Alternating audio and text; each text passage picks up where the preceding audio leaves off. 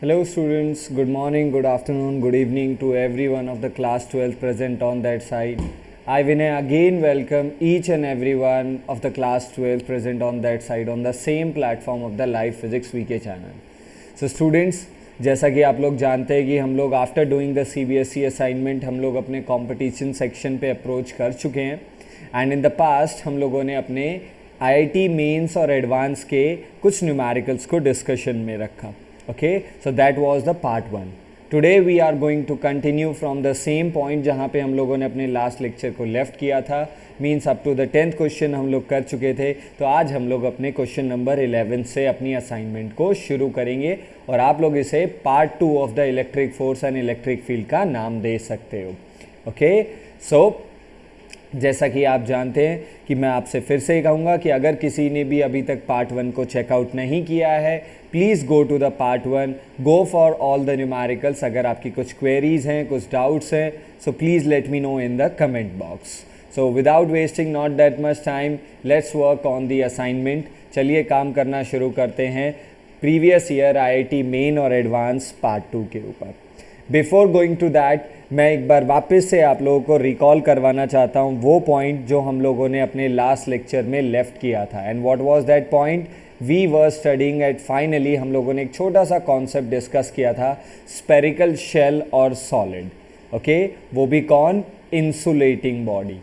So for insulating body के लिए हम लोगों ने इस चीज़ को देख चुके हैं. तो एक बार जल्दी से फिर से और देख लेते हैं एक बार वापस से, क्योंकि एक रिवीजन टाइप में देगा.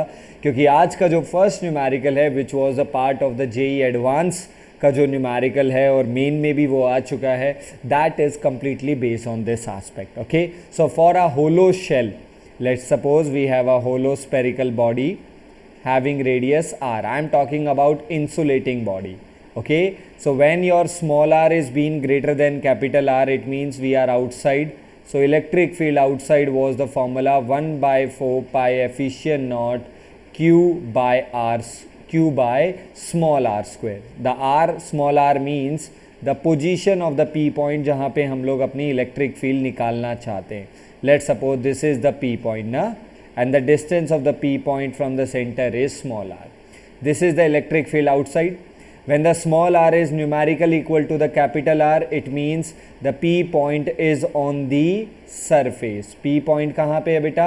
p point हमारे surface पे है. So the formula would be 1 by 4 pi efficient naught q by capital R square. Done है? And the third was when the small r is less than the capital R. So it means is that we are inside, but what is the charge enclosed inside? The charge enclosed inside was 0 because it is a hollow shell. That's why the electric field for a insulating spherical shell is 0. Okay, now the second point is when we were talking about the solid. But बेटा अभी मैं फिर से बोलना चाहता हूँ that मैं अभी भी आपसे इंसुलेटिंग बॉडी की ही बात कर रहा हूँ, चाहे वो शेल है चाहे वो सॉलिड ही क्यों ना हो. चलिए सॉलिड पे बात कर लेते हैं. तो this time we have a spherical solid body of radius capital R. This is our p point whose position from the centre is small r. Again the same case when it is been greater, तो हमारा expression same रहेगा. E outside फिर से वही 1 by 4 pi efficient naught q is the amount of charge given divided by the square of the separation. Case 2, when the small r is equal to capital R, expression is again going to same for the surface 1 by 4 pi efficient naught q by capital R square. Now the third and the most important जहाँ पे difference है, that would be your inside. Since this time it is a insulating body and insulating body में charge अंदर रह सकता है. Okay, क्योंकि वो अंदर ही रहेगा क्योंकि वो मूव नहीं करता. हाँ, अगर वो कंडक्टिंग होता तो वो सरफेस पे जाता. And for insulating body inside, okay, I am talking about inside, the expression is 1 by 4 pi efficient naught q small r divided by capital R cube, where small r represents the position of p point and capital R represents the radius of the spherical body. Am I clear? और हम लोगों ने graph भी बनाया था, means for the solid insulating body the graph is going to be in this manner, यानी अंदर आप डायरेक्टली प्रोपोर्शनल हो आर के, सरफेस पे मैक्सिमम और फिर inversely proportional to the small r square. तो अंदर आप पोजीशन के साथ डायरेक्टली प्रोपोर्शनल थे। Am I clear? Okay, for the shell के लिए इनसाइड इलेक्ट्रिक फील्ड ज़ीरो था, सरफेस पे एग्जिस्ट किया और उसके बाद it is been inversely proportional to the square. So this is the E versus R for the shell and here we have E versus R for the spherical body. Am I clear? अब अगर हमारे पास conducting आता तो conducting shell हो या solid हो, वो वैसे ही काम करेगा जैसे इंसुलेटिंग शेल होता है। ओके, तो आई थिंक ये चीज़ें क्लियर हो चुकी हैं। तो एक बार वापस से रिकॉल करवाया है ना। Proceed to the 11th question, जहाँ पे हम लोग अपना लास्ट लेक्चर लेफ्ट करके गए थे। क्वेश्चन नंबर 10 पे लेफ्ट किया था, अभी 11 से स्टार्ट करते हैं। So question number 11 JEE advance 2014 में था, please. So sorry. So question पे ध्यान से देखेंगे। Question says we have charge Q, 2Q and 4Q are uniformly distributed in their 3 dielectric sphere 1, 2, 3 of radius r by 2, r and 2r। तो 3 spheres दे रखे हैं, spare 1, spare 2 and spare 3। तीनों में charges हैं Q, 2Q एंड 4Q। तीनों का radius भी दे रखा है। Now he is asking that the magnitude of the electric field at a point P whose distance small r from the center for spare 1, spare 2, spare 3 का electric field E1, E2 और E3 है। यानी first की electric field E1, second electric field is E2 and third electric field is E3। Okay, तो इस बार हम काम करना शुरू करते हैं। बट सबसे इंपॉर्टेंट चीज़, firstly we have to be distinguish that the spherical body जो हमारे पास है वो कैसा है, वो कंडक्टिंग है या वो इंसुलेटिंग है। तो वो आपको क्वेश्चन में ध्यान से देखना पड़ेगा। And everyone read out the second line, 3 dielectric solids पे। Dielectric word means insulating. अगर यहाँ पे कंडक्टिंग होता तो फिर हम कंडक्टिंग केस की तरफ प्रेफर कर जाते, तो डाइलेक्ट्रिक है। अब कहानी बिल्कुल सिंपल है, तो चलिए फर्स्ट के लिए आ जाते हैं। फर्स्ट इज 1 डाइलेक्ट्रिक है। Okay, P point is been capital R location पे है और इसका रेडियस R/2 है। So it means is that where it is been located outside. तो हमारा जो फर्स्ट पेयर है वो आउटसाइड केस लेके जाएगा। तो outside case is 1/4 pi efficient naught charge is Q divided by square of the separation. और यहाँ पे इस बार सेपरेशन क्या है, स्मॉल r कैपिटल R के इक्वल है। So this is our first electric field KQ/R square. Am I clear with that? So this is our E1। चलिए अब E2 पे आ जाते हैं। For E2 for the second sphere the P point is over the surface। तो यानी second surface का case लगेगा। 1/4 पाई एफिशिएंट नॉट चार्ज कितना है 2Q divided by square of the separation, और इस बार सेपरेशन और रेडियस दोनों बराबर ही रहेंगे। सो it would B R square. तो 1/4 पाई एफिशिएंट नॉट को K2Q/R स्क्वायर। तो हमें क्लियरली मेंशन हो ही गया है। और जैसा कि आप लोग देख पा रहे हैं, how we can relate E2 and E1, KQ/R square को हम लोग E1 से रिप्लेस कर सकते हैं।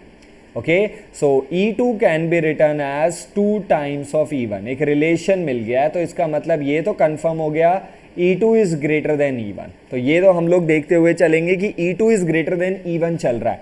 तो E2 greater than E1, E2 greater than E1, अगर आप अपने ऑप्शंस को देखें तो आप पहले ही लिमिटेड हो चुके हो। So there are only 2 options, option number C and option number D, जिसमें हमें E2 ग्रेटर देन E1 दिख रहा है।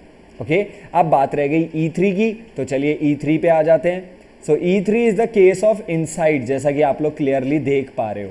तो इनसाइड इंसुलेटिंग का formula 1/4 pi efficient not charges 4Q into में क्या आता था, सेपरेशन स्मॉल r, और यहाँ पे स्मॉल r कैपिटल R के इक्वल है, divided by square of the separation, square of the radius, my mistake. And what is the radius 2r। तो 2r का स्क्वायर नहीं cube, sorry my mistake, it is been cube. मैं एक बार replace करके back लेके चलता हूँ please. This is our expression for the inside. Inside वाले को सब ध्यान से देखेंगे, this is our expression. Okay, तो एक बार एक्सप्रेशन पे आते हुए वापस से काम करते हैं। I M again repeating, it is charge into separation divided by cube of the radius. तो 1/4 पाई एफिशिएंट नॉट, तो के 4 Q into capital R divided by 2 का cube 8 capital R cube.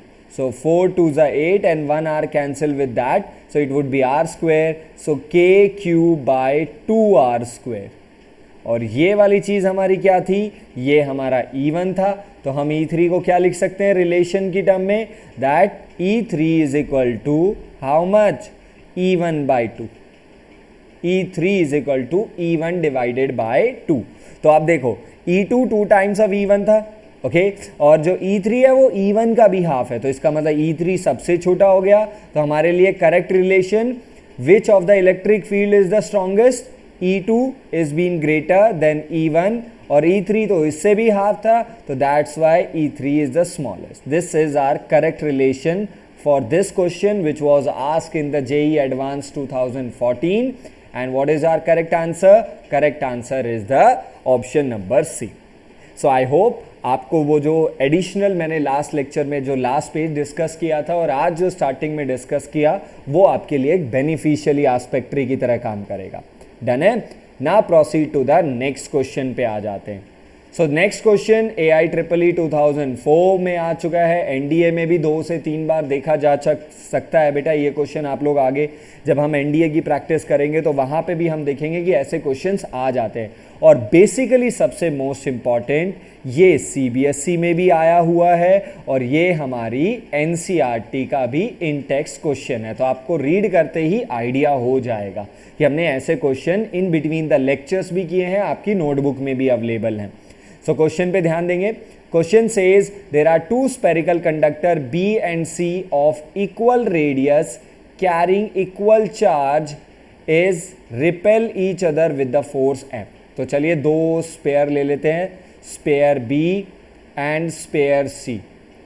Okay तो दोनों का रेडियस सेम है, तो दोनों का रेडियस सेम है, what does it implies, it will imply that both the bodies are identical. तो दोनों बॉडी आइडेंटिकल हैं and there is a repulsion between them. So let's suppose the separation is small r, तो force of repulsion कितना होगा बेटा, K capital Q by square of the separation. Let's suppose first के पास charge capital Q है और second के पास भी चार्ज कैपिटल Q है। Now continue the question, a third sphere which have the same radius as of B। अब B और C का रेडियस क्या था बेटा, दोनों का सेम था, तो B और C आइडेंटिकल थे। और अभी अभी उन्होंने कहा कि अब एक थर्ड ले लिया, थर्ड, तो लेट्स सपोज हमारी थर्ड बॉडी जो है वो A है, इसका भी रेडियस सेम है, यानी थर्ड भी आइडेंटिकल है बट अनचार्ज है, तो इसके पास कोई चार्ज नहीं है, तो it is been zero charge. It is brought in contact, as per the question क्या है बेटा, it is brought in contact with B, then brought in contact with C and finally removed. तो पहले A को किसके contact में रखा, B के कांटेक्ट में। और हम जानते हैं whenever the two bodies, identical two bodies are in contact with each other, there would be a sharing of the charge, और जो फाइनल शेयर चार्ज होगा वो दोनों के एवरेज के बराबर। ये लॉजिक हम पढ़ चुके हैं, तो एक बार जल्दी से देखते हैं। B और A में शेयरिंग करवाते, तो this is my B body having charge Q, this is my body A जिसके पास कोई चार्ज नहीं था, तो दोनों की शेयरिंग होगी दोनों के एवरेज के बराबर। एवरेज निकालिए बेटा, Q plus 0/2, it is been Q/2, यानी आफ्टर शेयरिंग A और B दोनों के पास चार्ज कितना रहने वाला है, तो B के पास चार्ज कितना होगा, Q/2, और A के पास भी चार्ज कितना रहेगा बेटा, Q/2। तो A और B दोनों के पास Q/2। नाउ द A किसके साथ शेयर करेगा, C के साथ, as per the question. Now it is giving contact with the C, so this is my C with the charge Q which is going to contact with A, जो कि A के साथ physically contact में जाएगा, which has gained the charge Q/2, जिसके पास अब Q/2 जा चुका है, तो दोनों के एवरेज के बराबर। एवरेज निकालते हैं, Q प्लस Q/2, ये तो दोनों का सम हुआ, divided by whole 2, and after solving it would be 3Q/4. So what is the final charge over the C? सी के पास फाइनल चार्ज कितना होगा बेटा, सब ध्यान से देखेंगे. The final charge of the C is 3q/4 और the final charge of A also 3q/4. तो ए का फाइनल चार्ज जो है वो हो गया है 3q/4. Now A has been remove. तो as for the story line उसने पहले बी के साथ शेयरिंग की, फिर सी के साथ शेयरिंग की, अब उसे रिमूव कर दिया गया है. तो अब हमारे पास दो ही चार्जेस बच गए. Charge body B having charge q/2 and body C having charge 3q/4. Separation दोनों में अभी भी वही है, ओके, क्योंकि इन दोनों की पोजीशन चेंज करने को नहीं कहा गया है. So what is the new force of repulsion? तो new force F is equal to K. What is the first charge? q/2. What is the second charge? 3q/4 divided by square of the separation. कितना बनेगा बेटा ये? It would be 3/8 kq²/r². And what was kq²/r²? That was the original F. ये रहा F, इसे यहाँ से लेके आ जाते हैं. This F was. So what is our new force? हमारा जो new force कितना आया? 3/8. This is 8 बेटा. चलिए एक बार रब करके वापस से बना देता हूँ. This is been 8. ये हमारा 8 है. एक बार रब कर देते हैं इसे. This is 8. Okay.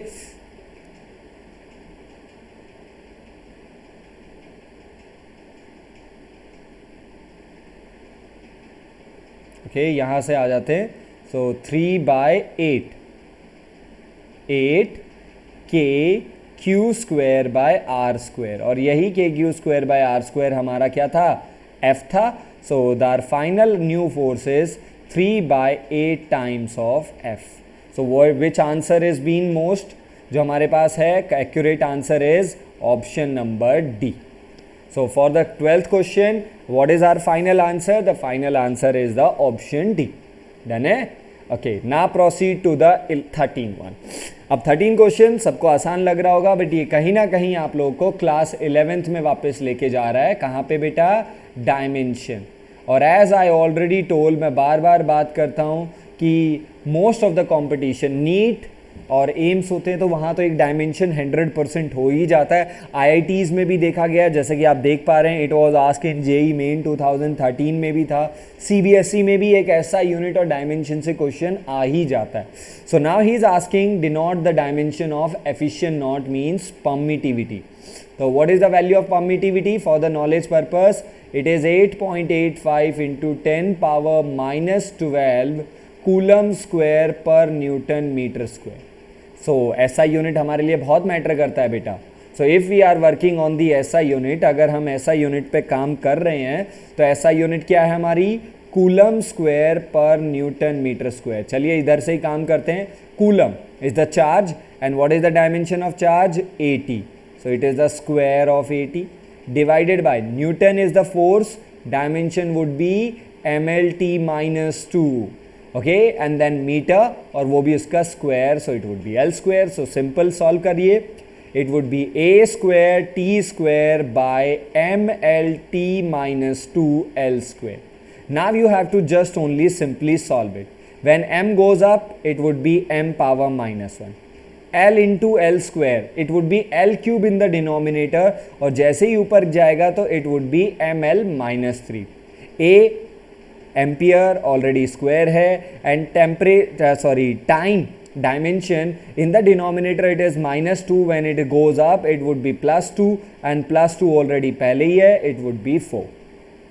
So what is the dimension for the permittivity? So the dimension for the permittivity is m-1 L-3 A2T4. And check out your all the options. So your absolute correct option is m-1 L-3 T4 A2. Your option B is being the absolute correct one. Done है? Simple था, आसान था. Let's proceed to the next one. चलिए, ये हमारा next question है. अब इस पर थोड़ा सा आपको ध्यान से और समझ के काम करना है. Question says that 4 charges equal to -q are place at the corner of square. तो चलिए एक स्क्वायर बना लेते हैं, और एक स्क्वायर के चारों कॉर्नर पे कैपिटल Q, वो भी नेगेटिव चार्ज रखना है. तो ये रहा बेटा हमारा square. negative q, at a this is b, this one is c and this one is d. minus q here, at c भी हमारा minus q है और d पर भी हमारे पास minus q है. Okay, now a charge small q is at the center. So these are the two diagonals and their diagonal meets, जहाँ पे meet करेंगे वो हमारा center है. और let's suppose center is O and at that O we have a charge small q. Okay, now the question says if the system is in equilibrium. ये जो पूरा system है ये equilibrium में है. So what is the value of the small q? So system is in equilibrium. So what is the meaning of equilibrium? Net force on the whole system is zero. Whole system means at A, at B, at C and at D. चारों charge और at O also because it is also the part of the system. तो it means इन पांचों point पे net force zero है.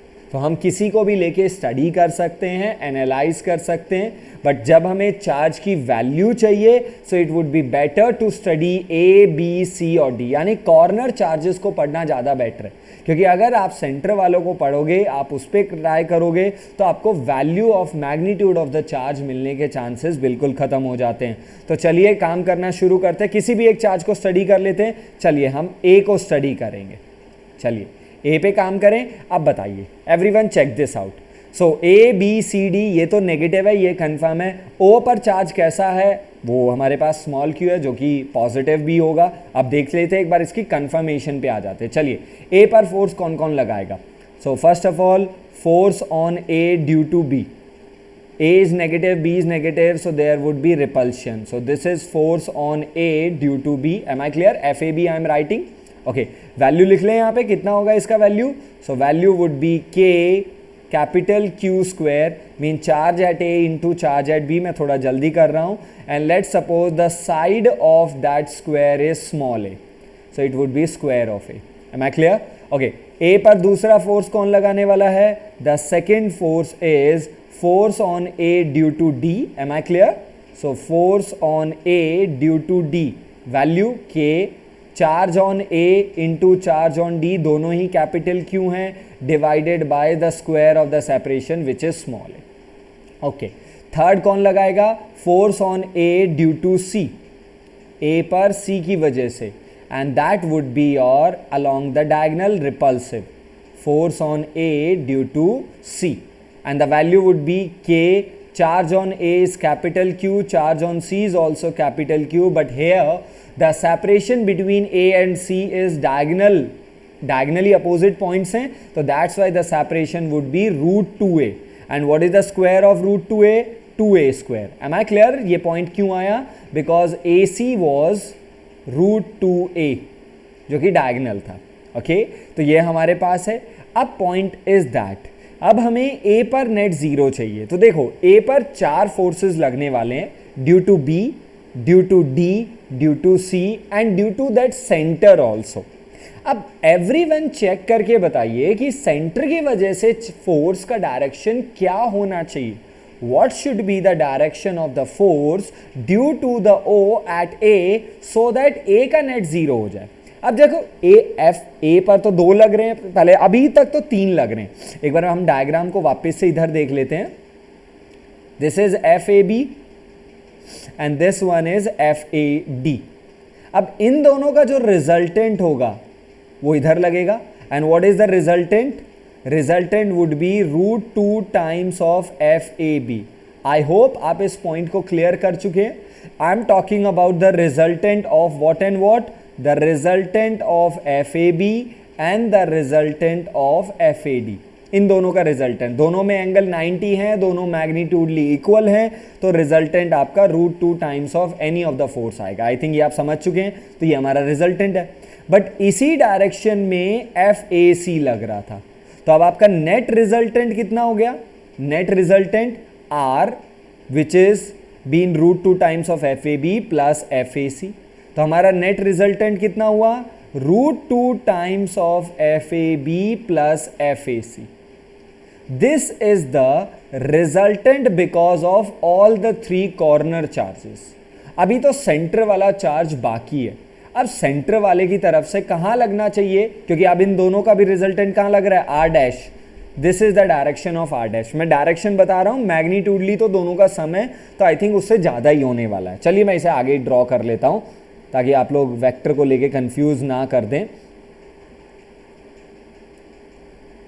Okay, so firstly तो arrow हमारे पास यहाँ तक जा चुका है। Resultant of F R is the resultant of what and what, R जो है वो हमारा रिजल्टेंट है एफ ए बी का और एफ ए डी का, ये आ गया, एफ ए सी आ गया, और इन दोनों का जो रिजल्टेंट हमने लिया है आर डैश, वो इन दोनों का भी वेक्टर सम होगा, क्योंकि दोनों सेम डायरेक्शन में है तो एक ही जगह पे लगेगा दोनों का डायरेक्ट एल्जेब्रिक सम। अब जो स्मॉल क्यू है उसकी वजह से फोर्स कहाँ लगना चाहिए, at a point in that direction, means force on A due to O should be in this direction। तभी तो आपका जो अभी फाइनल नेट आया है R डैश और FAO हमें रिजल्टेंट कितना दे सकता है, it can give the resultant of 0 दे सकता है। ये तभी पॉसिबल है, अदरवाइज नहीं होगा। तो इसके लिए स्मॉल क्यू, इसके लिए स्मॉल क्यू का साइन कैसा होना चाहिए, the sign for the small q should be positive. ये हमें एक कंफर्मेशन मिला है that small q should be positive होना चाहिए। अब हमारा क्वेश्चन है what is the value of small q. अब हमारे ऑप्शन में नेगेटिव भी है, ऑप्शन ए और सी नेगेटिव है, ऑप्शन बी और डी पॉजिटिव है, तो हमने क्या कंक्लूड किया, इट शुड बी पॉजिटिव। तो पॉजिटिव का आंसर कौन है, या तो बी होगा या फिर डी होगा, यानी ए और सी तो वैसे ही रिमूव हो गए। तो हम हर बार यही कोशिश कर रहे हैं कि मेजॉरिटी ऑफ न्यूमेरिकल में हम ऑप्शंस को रिमूव कर रहे हैं ताकि हमारे करेक्ट होने के चांसेस बढ़ जाए।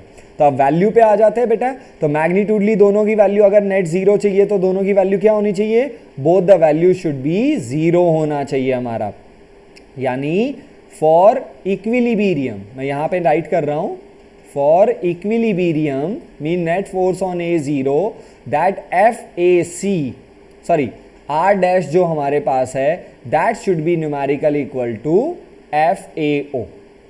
इस लॉजिक को ध्यान में रखते हुए now we are going to proceed, अब आगे काम करने वाले हैं। So we are moving to the new slide. मैं न्यू स्लाइड पे आपके सामने आ रहा हूं। तो हमारे पास क्या आया था, हम लोगों ने क्या डिस्कस किया, that for the net force 0 the R dash must be equal to F A O.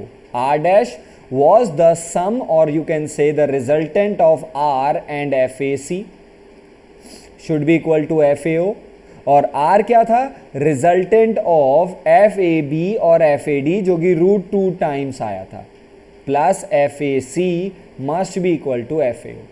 M I clear with this point? Okay, तो आप डायग्राम को अपने साथ के साथ रखिए और अपने साथ वर्क करते जाइए। तो चलिए आप वैल्यू रख देते हैं, √2 टाइम्स FAB। FAB की वैल्यू कितनी आई थी, रिकॉल कीजिए, बैक साइड पे चलते हैं। FAB was KQ² by A², और FAC की भी याद कर लो, KQ² बाई 2A² आया था। ठीक है, तो चलिए रखते हैं। So it is been KQ² by A² plus ये कितना था, KQ² by 2A² should be equal to FAO। तो एक बार सब ध्यान दें, मैं दोबारा से डायग्राम बना रहा हूँ यहाँ पे। It is been A, this was O।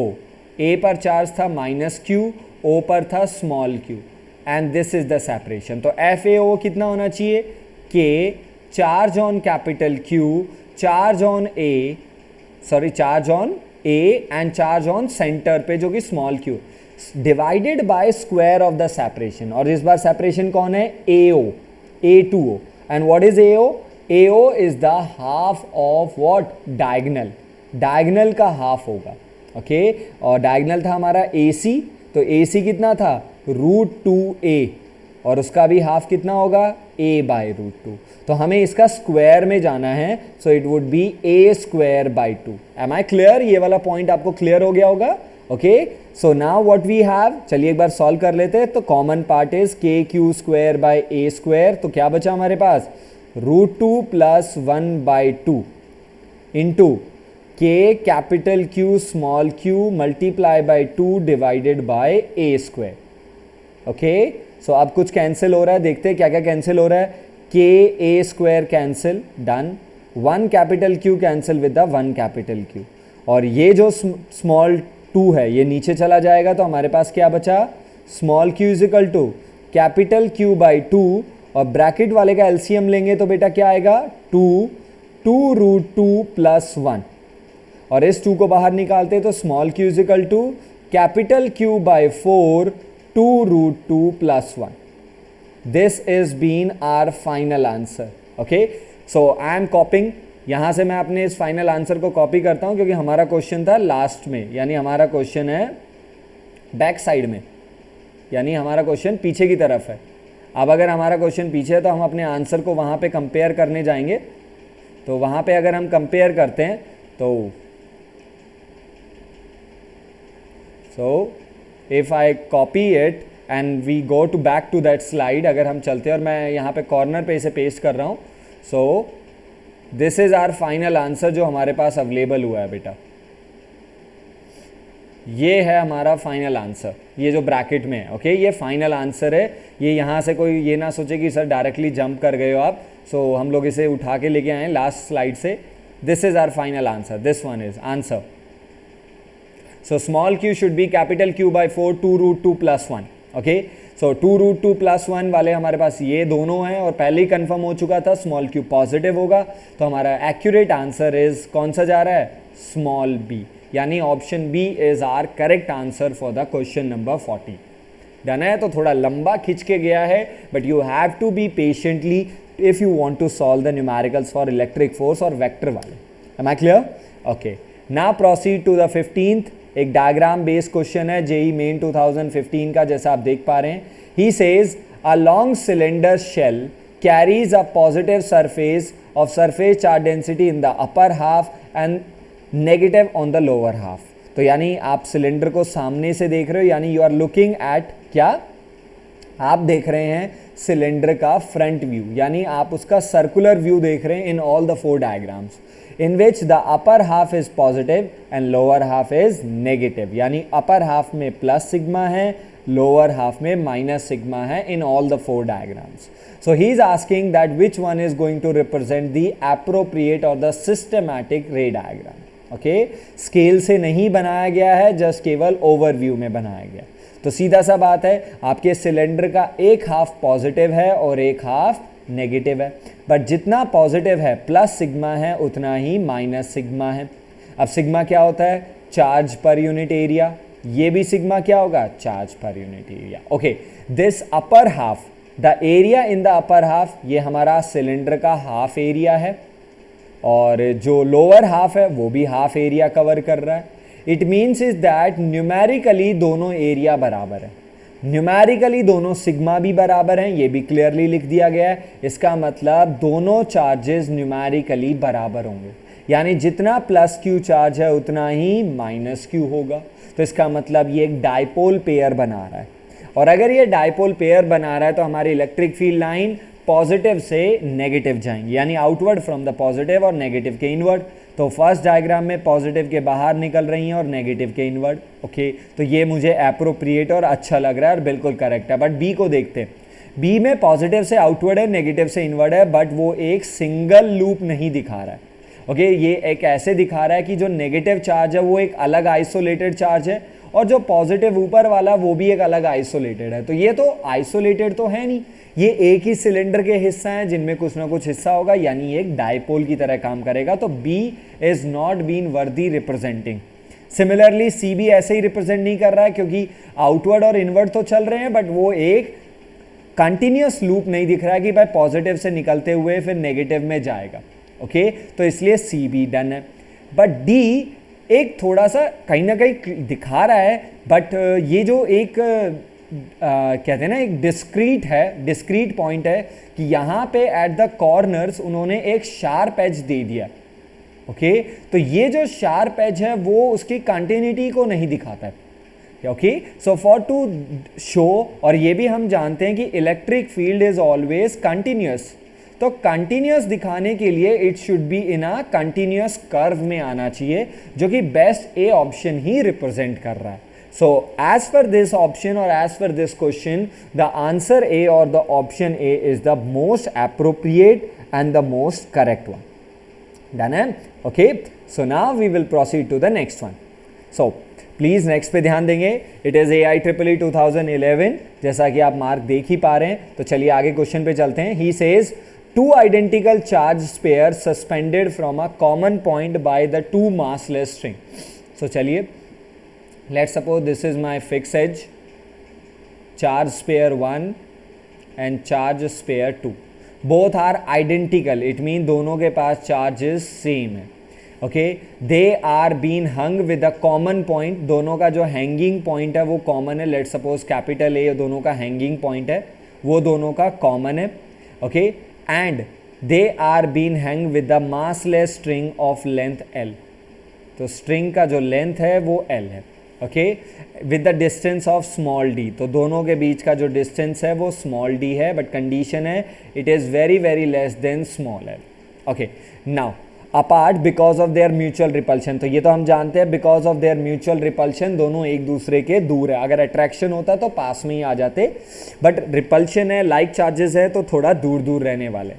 Now the charge begins to leak from both the sphere. अब इन्होंने कहा, अब ये थोड़ा सा इंटरेस्टिंग पॉइंट है जो आपको थोड़ा सा देखना पड़ेगा। He says the charge is going to leak, तो हमारा जो चार्ज है वो दोनों बॉडीज़ में से लीक होना शुरू हो रहा है, मतलब दोनों बॉडीज चार्जेस को धीरे धीरे धीरे धीरे लूज़ करना शुरू कर रही है। बट दोनों का जो लीक चार्ज का जो लूज़ करने का रेट है, यानी दोनों में जो चेंज ऑफ चार्ज है विद रिस्पेक्ट टू टाइम, वो दोनों में कांस्टेंट है।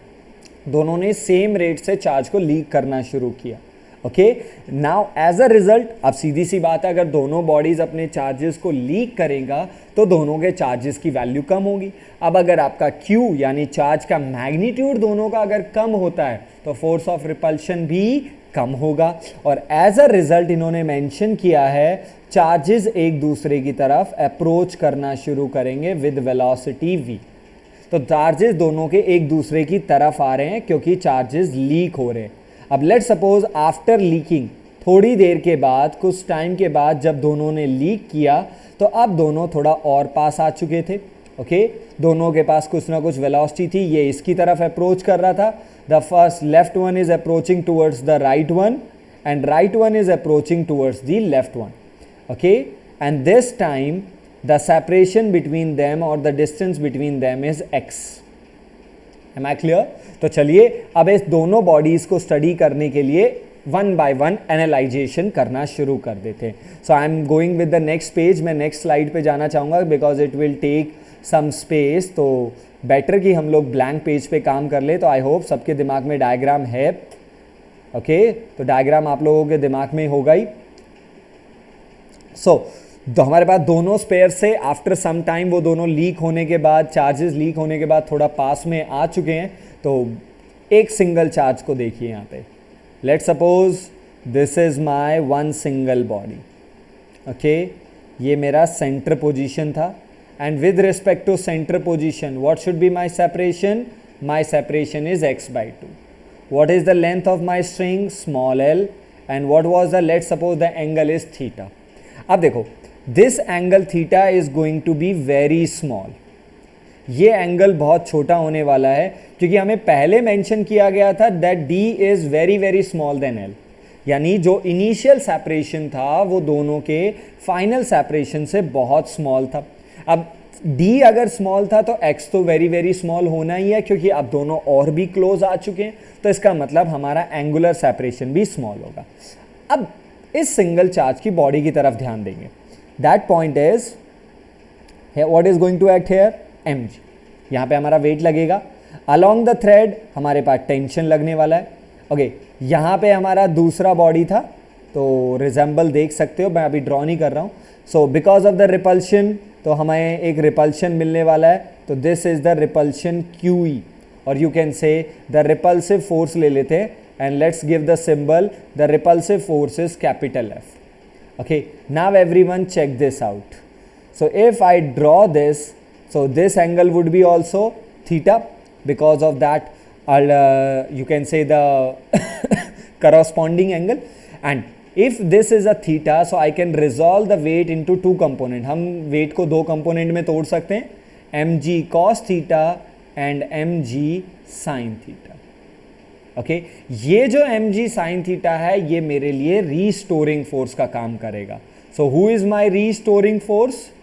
That restoring force would be mg sign theta.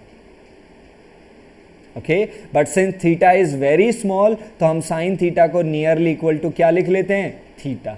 और थीटा इज इक्वल टू क्या होता है? Length of arc divided by radius. ये तो आप सब जानते हो. Theta is equal to length of arc divided by the radius. तो हमारे लिए लेंथ ऑफ आर्क का काम कौन कर रहा है? x by two. x by two is acting as a length of arc divided by radius l. So what is our restoring force? It is mgx by 2l. This is my restoring force जो मेरे पास है. Okay और जो मुझे outward यानी बाहर की तरफ लेके जाने की कोशिश कर रहा है, that force is my electric force. So electric force is k q1 q2. The first charge is q, second charge is also q divided by what is the separation square? x square. Okay अभी दोनों के बीच का जो separation है वो x है. मैं कुछ शेयरिंग के बाद या कुछ लीकिंग ऑफ द चार्जेस और लीकेज ऑफ द चार्जेस के बाद की कंडीशन आपसे शेयर कर रहा हूं और ये हमारे हालात यानी बाद के डायग्राम्स. क्लियर है? तो इसका मतलब फॉर इक्विलिब्रियम, सिंस हम यहाँ पे मोशन नहीं चल रहा है तो लीकेज जो होगा वो वेरी स्मॉल रेट से होगा, ताकि जो हमारे चार्जेस जो एक दूसरे से दूर थे जो कि अब एक दूसरे के पास आएंगे, they would move very small rate. Small rate से पास आने का मतलब है their acceleration would be nearly zero. और ये बात इलेक्ट्रोस्टैट्स का हमेशा से फंडा रहा है that whenever the charge is going to be moved from one point to another point, it is going to move at a small rate, or you can say it is going to move with the acceleration nearly zero. इसका मतलब दोनों forces, acceleration अगर nearly zero है body का तो इसका मतलब net force भी नियरली जीरो होना चाहिए, और उसके लिए हमारे दोनों फोर्सेस इक्वल यानी F must be equal to restoring force. तो चलिए करते हैं. ओके सो अगर दोनों को मूव करना है, जो मैंने बता दिया दोनों इक्वल क्यों होने चाहिए, तो वैल्यू रख दो k q square by x square is equal to m g x by 2l. Am I clear to that? तो हमारे पास यहाँ से q स्क्वायर क्या आएगा? What is q square? q square is equal to m g x cube by 2l. Okay और यहाँ से हम ये इम्प्लाई कर सकते हैं that Q is directly proportional to x की पावर 3/2. इस पॉइंट को प्लीज एवरीवन याद रखेंगे जो हमें आगे हेल्प करने वाला. तो एक रिलेशन मिला मुझे यहाँ पे, चलो इस रिलेशन को पिक करते हैं क्योंकि अभी हमें थोड़ा सा और आगे चलना है. तो इस रिलेशन को लेके यहीं पे आ जाते हैं. Try to solve it that. यहाँ पे देख लेते हैं. सो दिस रिलेशन जो मैंने अभी आपके सामने स्टार बना के लिखा हुआ है, let us differentiate with respect to time. Time के रिस्पेक्ट में इसे डिफरेंशिएट कीजिए. सो डिफरेंशिएट कीजिए q स्क्वायर को. So it would be 2q dq by dt. Is that clear with the differentiation? mg by 2l ये तो हमारे लिए कांस्टेंट है. mg by 2l. ओके ये कैपिटल K जो हमारा इलेक्ट्रोस्टैट्स कांस्टेंट था ये भी कांस्टेंट था. चलो ठीक है, mg by 2l k. Okay X cube का differentiation 3x square dx by dt.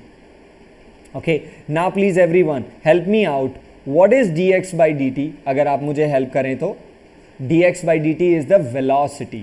Okay तो dx बाई dt हमारे पास क्या आया? वेलोसिटी. तो हमारे लिए वेलोसिटी का एक्सप्रेशन क्या बनेगा? बाकी चीज़ों को ट्रांसफर कर लेते हैं.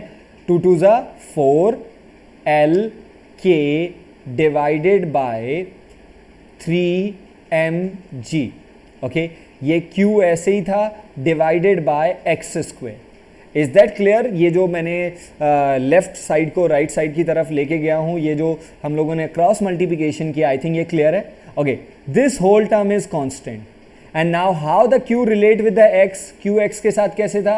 डायरेक्टली वो भी x की पावर 3/2 में. तो अगर हम प्रोपोर्शनैलिटी देखें तो v is directly proportional to q and q was directly proportional to x की पावर 3/2. ओके इस एक्सप्रेशन में एक्स स्क्वायर हमारे पास ऑलरेडी आ ही रहा है. तो if we go and solve this out, how the v directly proportional to x? x power 3/2 divided by x square, it would be x power -12. This is our expression And what is the expression? That velocity is directly proportional to x, but in the power of negative half. This is our final answer for this question. Okay, so for this question we have this type of diagram. Variety थी, बहुत logical, interesting, और मैं तो इसे बहुत अच्छा question मानूंगा. सो आई hope आप लोगों को भी ये क्वेश्चन सही, जेन्युइन और लॉजिकल लगा होगा. So for this question, how do we relate with the X, हमारे पास ऑप्शन क्या है? The option is it is directly proportional to X power minus half. Done है. सो question number 16, everyone go through that. अगर नहीं आया please एक बार इसे रिवाइंड करके ज़रूर देखें. Okay, now the question number 17 थोड़ा सा देखने में लॉजिकल और थियोरेटिकली लग रहा है. He says an electric dipole is place at angle of 30 degree with non uniform electric field. So इस बार जो हमारे पास इलेक्ट्रिक फील्ड है वो नॉन यूनिफॉर्म है. नॉन यूनिफॉर्म मतलब इस बार इलेक्ट्रिक फील्ड लाइंस पैरेलल नहीं होंगी. In that non uniform electric field we are placing a dipole. चलिए मैंने यहाँ पे एक डायपोल रख दिया है, plus Q and minus q at angle of 30 degree. What is going to happen? So expression को याद कीजिए. If electric field uniform होता, अगर electric field uniform होता, so the net force on the dipole would be 0, क्योंकि दोनों force बराबर लगते QE and QE, और नेट फोर्स 0 तो there would be no linear motion. Linear motion नहीं होता था, बट दोनों के एक्सिस अलग अलग थे फोर्सेस के, दैट्स वाई टॉर्क इफेक्ट लगता था. इस बार क्या है? इस बार इलेक्ट्रिक फील्ड नॉन यूनिफॉर्म है, and if the electric field is non uniform तो definitely F1 is not going to numerically equal to F2.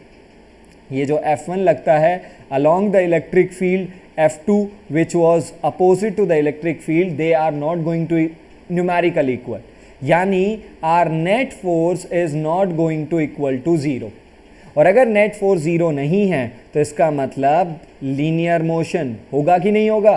Linear motion होगा डेफिनेटली. ओके, बट अब दोनों फोर्सेस की एक्सिस की तरफ ध्यान दीजिए. इन द डायग्राम, दोनों डायग्राम में दोनों का एक्सिस अलग वापस से डिफरेंट है, तो डिफरेंट है तो इसका मतलब टॉर्क भी लगेगा.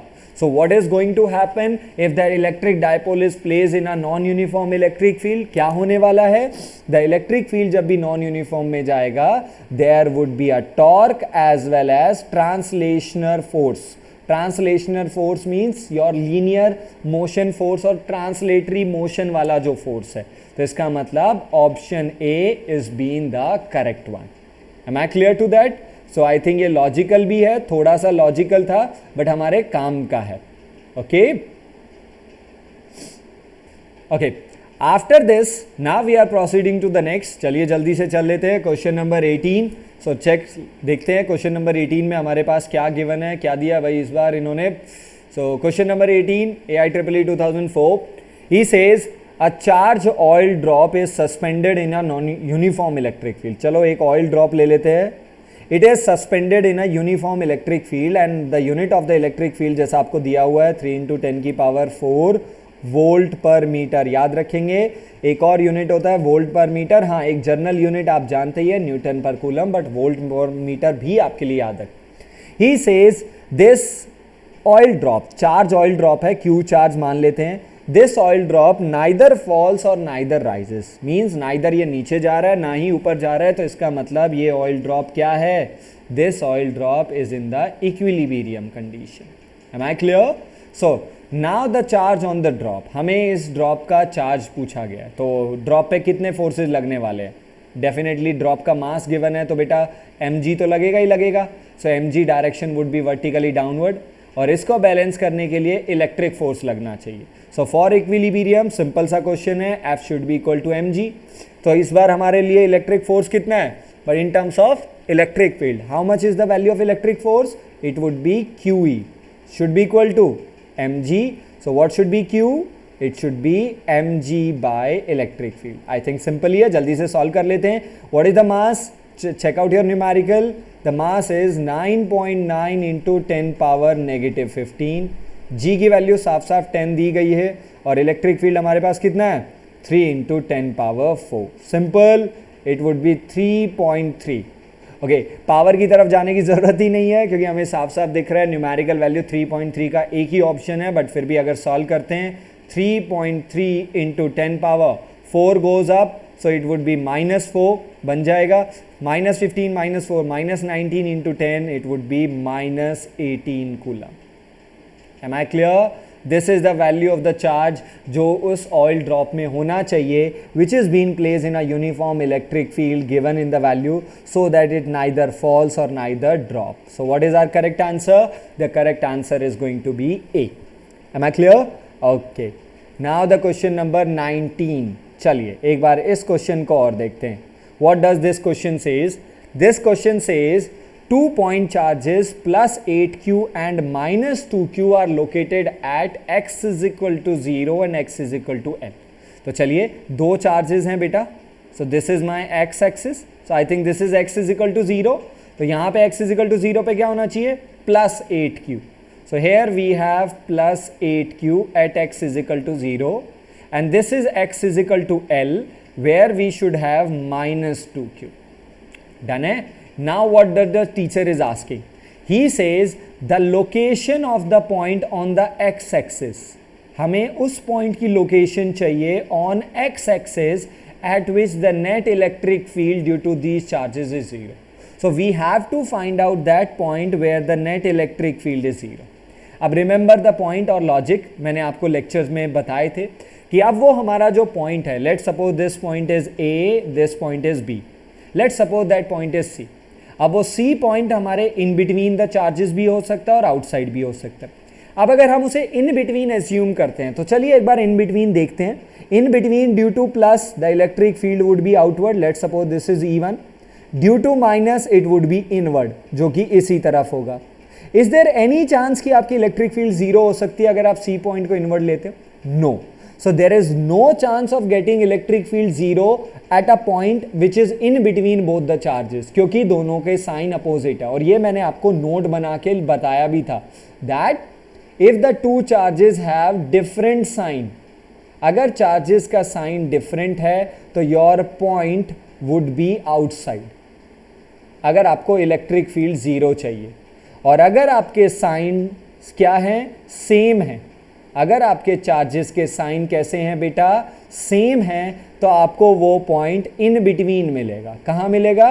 इन बिटवीन मिलेगा, ताकि आप आराम से सॉल्व कर सके। ये हम ऑलरेडी पहले भी लिख चुके हैं और अगर किसी ने नहीं नोट किया था वो इस ट्रिक को याद रखें। अगर ये दोनों ही पॉजिटिव होते तो हमारा सी पॉइंट इन बिटवीन चल जाता। तो इसका मतलब सी इन बिटवीन काम नहीं करेगा, तो भैया हटाते हैं यहाँ से चीज़ों को। Let us remove them. चलो भाई सी पॉइंट को भी हटा ही देते हैं। चलो अब ले लेते हैं C point. So where we have to take the C point? Outside. Let's suppose the position of the C point from the centre is x. और आप क्वेश्चन को भी ध्यान से देखेंगे, क्वेश्चन में जो पूछा गया वो क्वेश्चन ये है that location of the point on the x axis. Okay, x axis पे लोकेशन बतानी है। तो ये भी आप जानते हैं in the form of coordinates किसी भी पॉइंट की लोकेशन हमेशा ओरिजिन से डिफाइन की जाती है। तो आई थिंक हम अपने x को ओरिजिन से ही लेके चलेंगे। तो अगर हमने ओरिजिन से लिया है तो चलिए, so from the plus 8q it is x, तो माइनस 2q से कितना बच गया? ये लेंथ कितनी है? l, so it would be x minus l। चलिए अब काम कर लें यहाँ पे। तो चलिए फॉर नेट फॉर 0 यानी नेट फॉर 0 के लिए electric field on C due to plus 8q should be numerically equal to the electric field due to minus q। तो प्लस 8 वाली को मान लेते हैं E1 जो कि आउटवर्ड होगी, और माइनस वाली को मान लेते हैं E2 जो कि इनवर्ड होगी। डायरेक्शन वाइज दोनों अपोजिट हैं और magnitude wise they must be equal. तो चलिए मैग्नीट्यूड को इक्वल कर देते हैं। So due to plus q it would B k 8q divided by what is the separation? x square must be equal to k 2q। Please मैं आपको बार बार बता चुका हूँ, हम लोग यहाँ पे चार्ज का साइन यूज़ नहीं करेंगे क्योंकि हम डायरेक्शन ऑलरेडी दे रहे हैं। Divided by x minus L का होल स्क्वायर। चलिए सॉल्व कीजिए। k goes, small q goes and 2 4 8। So if I do the square root, please सब ध्यान से देखेंगे, थोड़े स्टेप बचाते हैं। अगर मैं दोनों तरफ स्क्वायर रूट करता हूं तो मेरे पास क्या बचेगा? 2 by x is equal to 1 by x minus l. And if I solve this part, so 2x negative 2l is equal to x, and if I solve this, so x is equal to 2l. So what should be the position of that point where the electric field is 0 on the x-axis? It is 2l. और हमने x origin से ही लिया था, so our absolute and correct answer is how much? x is equal to 2l. ये रहा बेटा. Okay, अगर आप l से लेते, अगर आप x l से लेते तो आपका आंसर आता 3l. आप ट्राई करके देख सकते हैं, आपका आंसर आता कितना? 3l आता. अब अगर आपका आंसर 3l अगर आता, अगर आपका आंसर 3l आता तो उस आंसर को ध्यान में, ओके, सो हमारे पास कितना आता बेटा? 3l आता.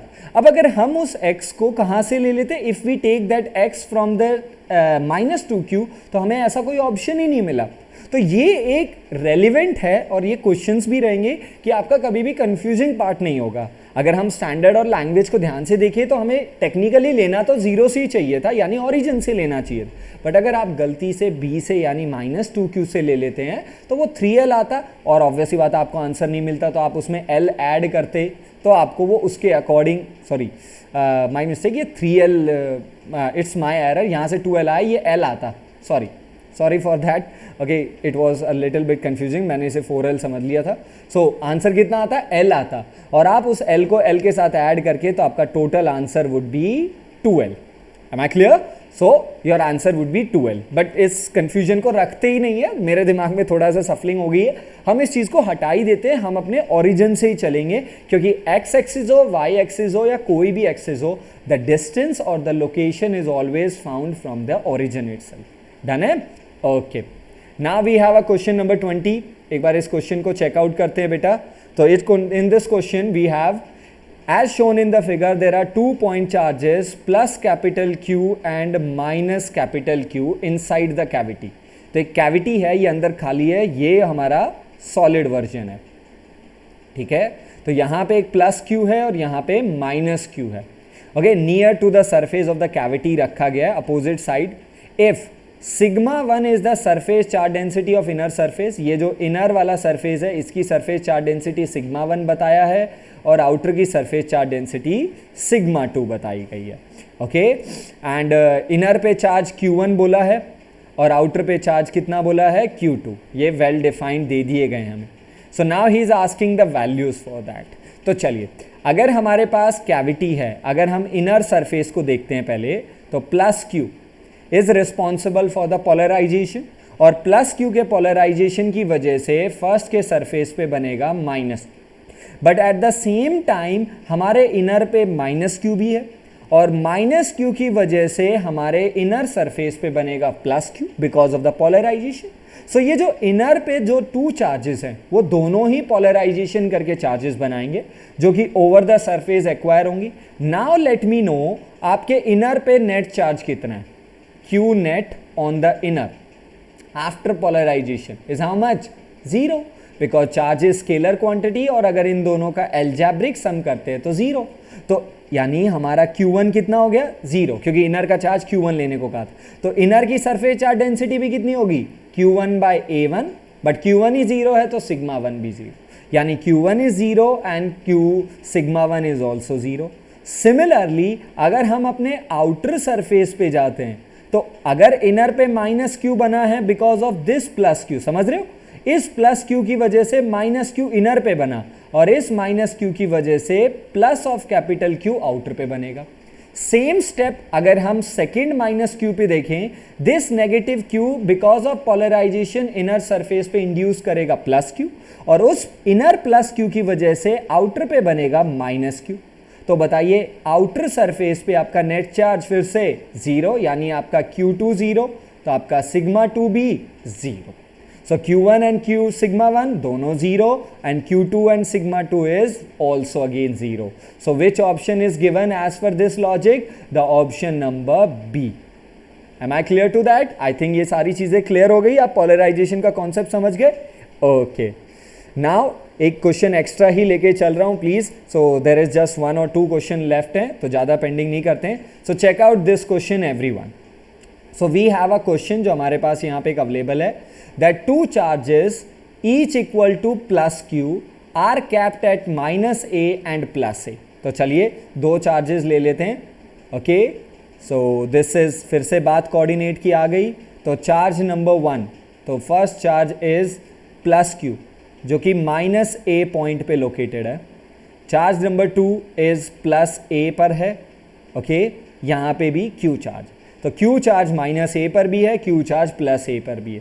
सो व्हाट इज द लेंथ और the separation between them? 2a।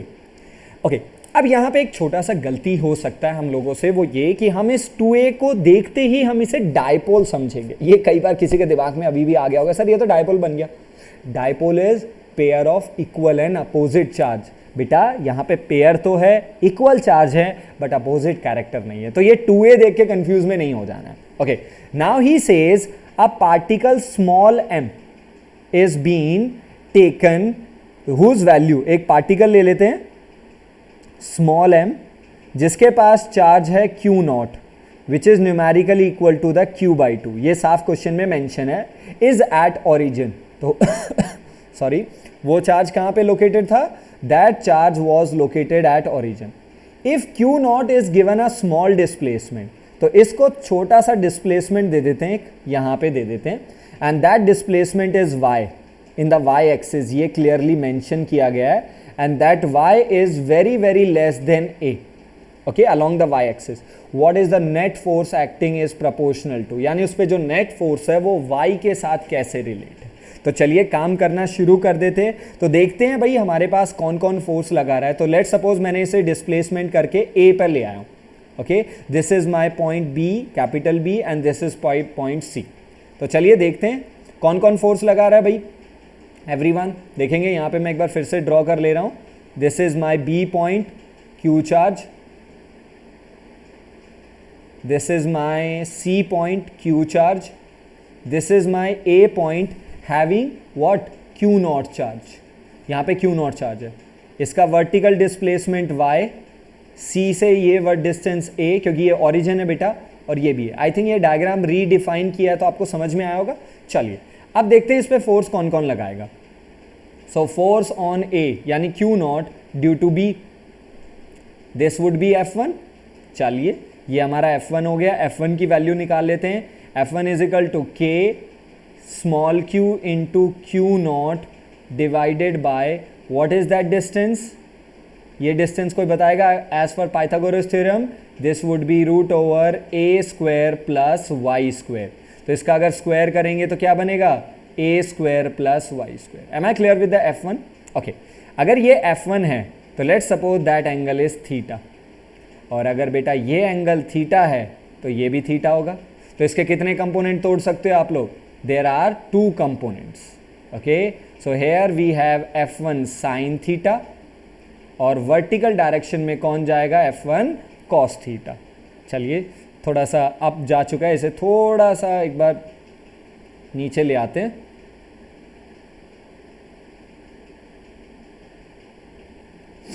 एक second, so let me select all of them.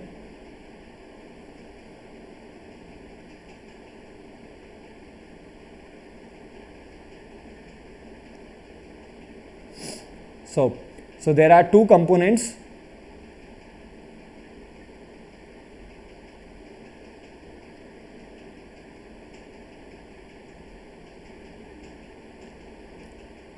Clear? चलिए, so there are 2 components जो मैं इसके ब्रेक कर सकता हूँ. So first component was the sine, the second one is cos. So this is F1 cos theta. Am I clear? Similarly एक और resemblance लगेगा. अब इसके ऊपर दूसरा फोर्स कौन लगाएगा?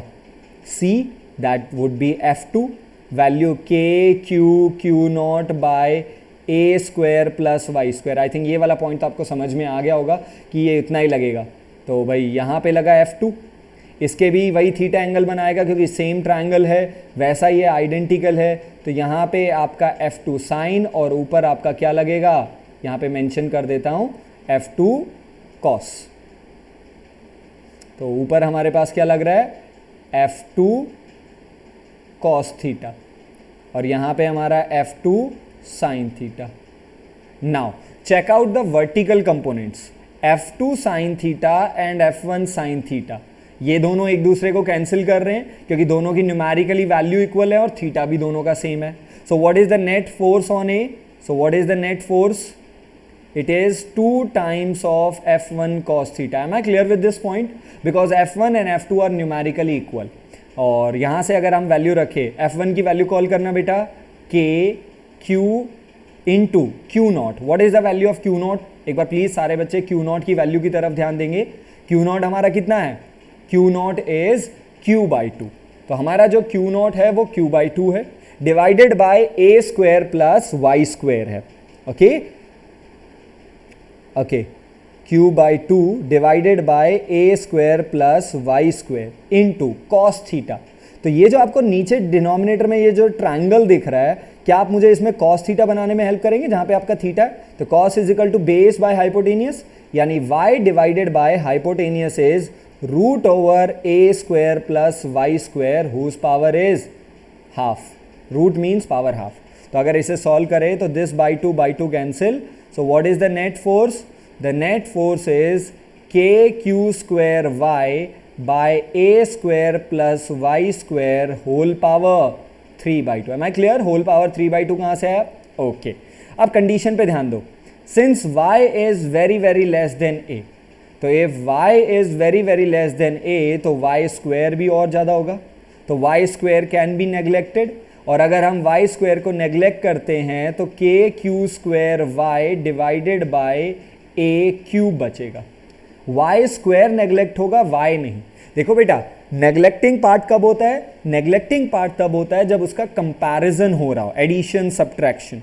तो वहां पे हम करेंगे not in that upper y.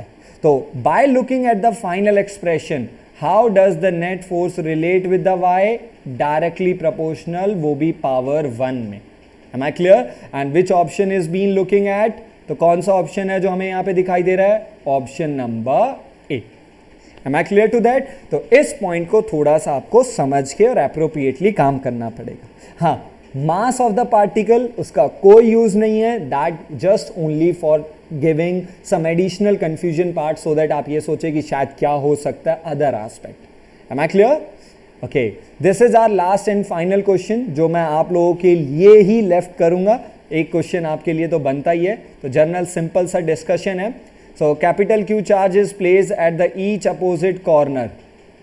We have a square A B C D. So capital q जो प्लेस किया गया है वो opposite corner of the square में है. तो चलिए मैंने ए और सी में कैपिटल क्यू दे दिया. Small q is place on the other two corner. तो B और D के हिस्से स्मॉल क्यू आए. आप चाहें तो इन्हें इंटरचेंज कर सकते हैं. If the net force on the capital Q is 0, सो ये जो कैपिटल क्यू है चाहे वो C वाला हो चाहे वो A वाला हो, so one net force is 0. किसी भी एक पे ले लीजिए, इस पर नेट फोर्स 0 है. So you have to find out the ratio of capital q by q. I think question easy है, सिंपल है, आसान है. Try by yourself and let me know about your answer. अगर किसी को कोई doubt या क्वेरी रह जाती है, ही और she can text me in the comment box, WhatsApp. Please आप अपने जो भी आपका अप्रोप्रिएट तरीका है आप उससे अपने डाउट क्लियर कर सकते हैं. Am I clear? So hope all the queries, all the concepts are been clear. At finally this is the answer key of the part 1 and the part 2 जो मैंने आप लोगों के साथ शेयर किए थे. तो आंसर की मैं आपके साथ बता दी है. 22 का ए आंसर आएगा. जैसा कि आपने देख लिया सर, आपने तो आंसर बता दिया, बट आपको उसे खुद से कंप्लीट करना है, then it would be okay. Okay, so that's all from the section जो मेरे को आपके साथ डिस्कस करना था. सो एवरीवन, होप आपको कुछ ना कुछ